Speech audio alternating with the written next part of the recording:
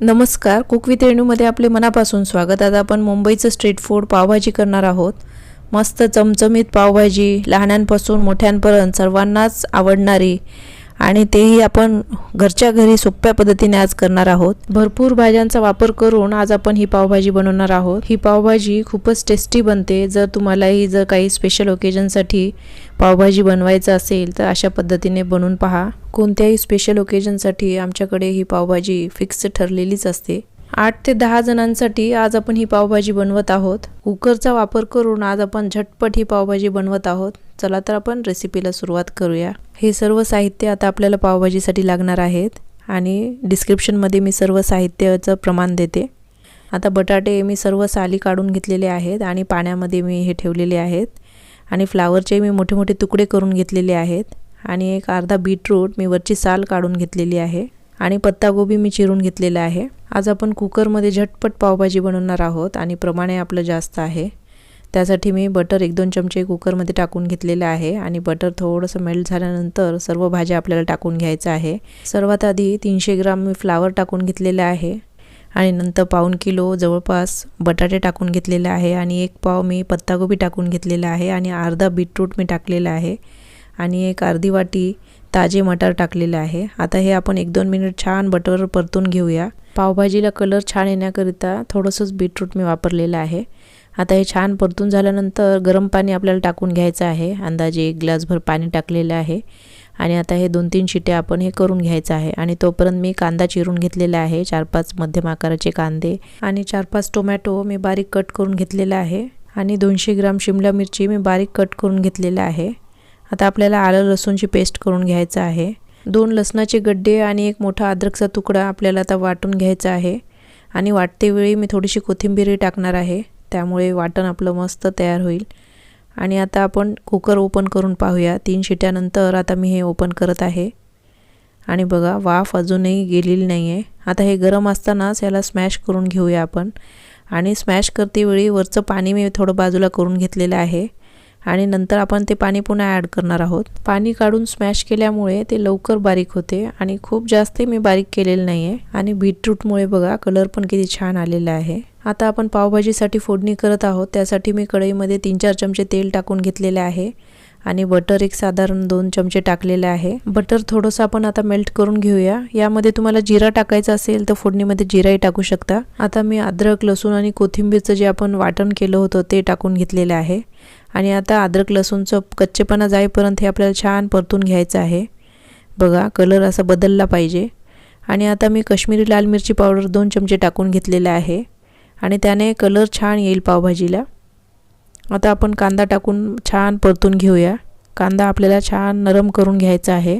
तेलावर कांदा छान लवकर नरम होण्याकरिता मी मीठ टाकून घेत आहे। आता मिठामुळे लवकर कांदा नरम होईल।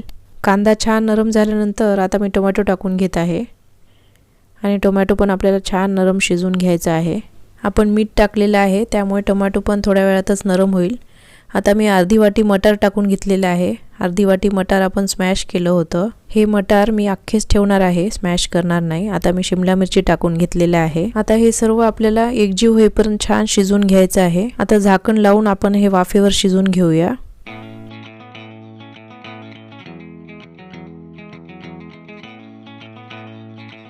वाफेवर भाज्या छान एकजीव झाल्यानंतर 2 चमचे मी लाल तिखट टाकलेलं आहे आणि कसुरी मेथी हातावर थोडंसं चुरगळून टाकलेलं आहे आणि आता हे छान मिक्स झाल्यानंतर पावभाजी मसाला मी 2 चमचे टाकून घेतलेला आहे। कसुरी मेथीने पावभाजीला मस्त टेस्ट येते। आता मी थोडंसं हळद टाकून घेते। आता हे एकदा सर्व मी छान मिक्स करून घेते। कढई माझी छोटी झालेली आहे, त्यामध्ये मिश्रण मावणार नाही, त्यामुळे मी डायरेक्ट कुकरमध्येच हे मिश्रण सर्व टाकून घेत आहे। आता हे आपण छान मिक्स करून घेऊया आणि बघा पावभाजीला मस्त कलर आलेला आहे। काश्मीरी लाल मिरची पावडर आपण टाकलेलं आहे आणि बीटरूटही टाकलं होतं, त्यामुळे कलर खूप सुंदर आलेला आहे आणि थोडंसं मी कढईमध्ये गरम पाणी टाकून हे पाणी टाकलेलं आहे। आता आपल्याला लागेल तसं गरम पाणी आपल्याला ॲड करायचं आहे। मी अंदाजे 1 कपभर पाणी टाकलेलं आहे आणि पावभाजी थोडंसं आपल्याला दाटसर करून घ्यायचं आहे। आता आपण बटर टाकून घेऊया। भरपूर बटर मी टाकलेलं आहे। बटरचं प्रमाण तुम्ही तुमच्या आवडीनुसार कमी जास्त करू शकता आणि स्वादानुसार आपल्याला मीठ टाकून घ्यायचं आहे सुरुवातीलाही मी मीठ टाकलं होतं भाज्यांमध्ये. आणि आता भरपूर कोथिंबीर आपल्याला टाकून घ्यायचं आहे.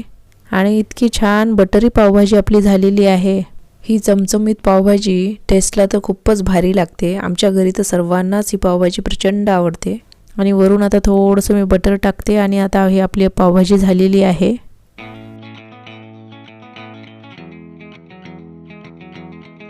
अशा प्रकारे आपली पावभाजी बनवून रेडी आहे.